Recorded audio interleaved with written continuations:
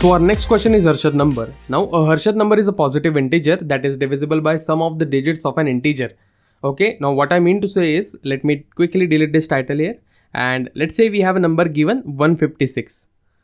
So let's calculate sum of digits of that number. So let's say S of D equal to 1 plus 5 plus 6, and we will see how we can grab the digits of a number. So 5 plus 1 is 6 and 6 plus 6 is 12. So the question is 156 perfectly divisible by 12, or 12 is a factor of 156 or not? So 12 ones are 12 and the remaining number is 3 and 36. 12 3s are 36. So 12 is a factor of 156. That means when we divide 156 by 12, the remainder will be 0. Okay. So this is Harshad number, and it is also called a Naivan number. So 156 is an Harshad number. Okay, is an Harshad number. Then we have 21. So 21 is also Harshad number. So 2 plus 1, that is 3. So when you divide 21 by 3, you will get 7.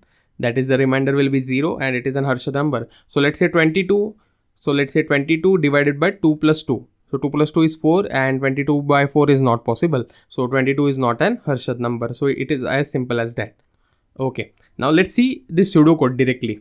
So what we can do, we can initially have the sum of digits first, because let's say we have number given 156, let's say, and what we need to do, we need to calculate sum of digits of a number.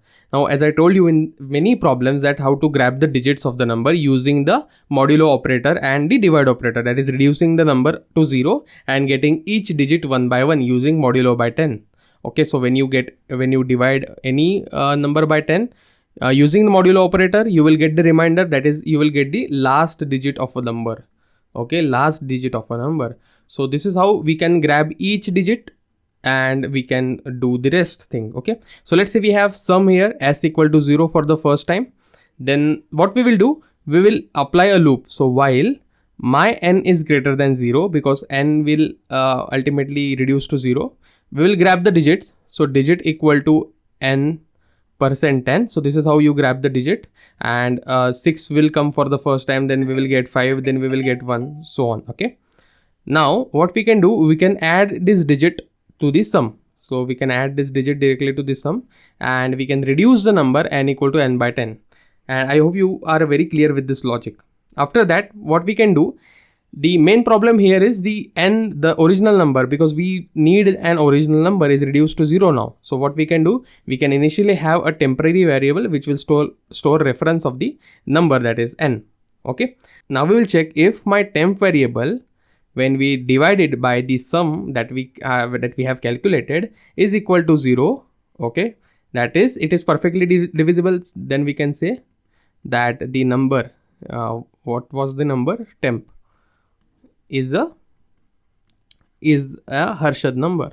Okay, and in the else, what we can say, that the number temp is not Harshad number. I hope you got the logic. So let's try to incorporate this into actual code. Thanks for watching. Okay, now let's do the code for Harshad number. Now Harshad number, basically what we need to check whether that given number is perfectly divisible by sum of digits of a number. So here we will need to calculate sum of digits, and the best way we used to do, like reducing the number, and we used to get all the digits.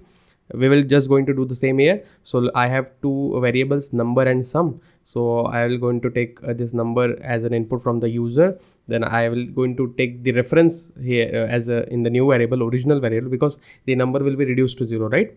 So what I will do here, I have declared while number is greater than 0, and after that int digit equal to number by 10. So after grabbing the digit, what we can do here, we can directly add that number to add that digit basically to the sum variable that we have. Okay, so after adding digits, so we will get sum of digits of a number, and here we can directly check if sum, let's say number, that is original number, so original number percent the sum that we have, if it is equal to 0, if it is perfectly divisible, then it will give something like original is an Harshad number, else cout original is not a Harshad number. So if you try to run it, let's create a problem and let's give something like 34. So if you run it, it will give 34 is not a Harshad number, and let's say 156. 156. So if you run it, so 156 is an Harshad number. So if you try to calculate it, 1 plus 5 is 6, 6 plus 6 is 12. Okay, so 156 by 12 is possible or not? So 12 ones are 12 and 36, 12 is 36. So 156 is perfectly divisible by 10. That's why the given number is a Harshad number. Now it's your time to do the code. Thanks for watching.